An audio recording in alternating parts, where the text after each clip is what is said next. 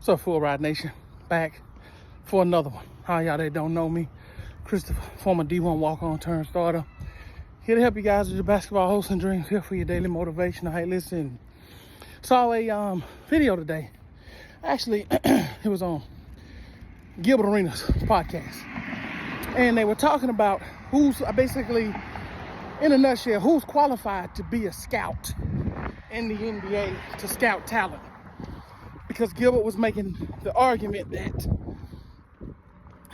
if you were, well, he changed the argument in the middle of it. Basically, he said those people that sit behind the bench in those NBA games, or whatever the case is, they weren't good enough to make it. So therefore they're lazy and their opinion on talent shouldn't matter. Then it boiled down to, well, I didn't say that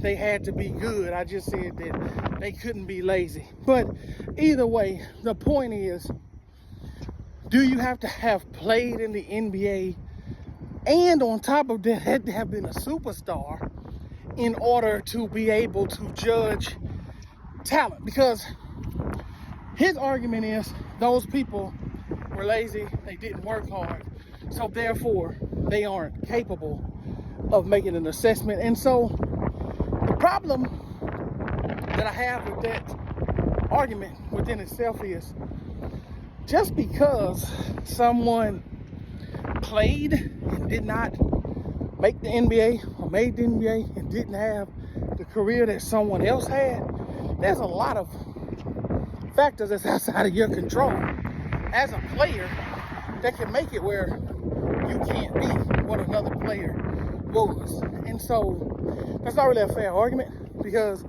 there are a lot of people who did not make it to the NBA who successfully trained their children to play in the NBA. So that's not necessarily a prerequisite to be able to train someone to get to the next level. Because I've personally seen people whose parents did not make it to the NBA, and because they didn't make it, they knew what it actually took to get there, and they were able to coach their children to the NBA.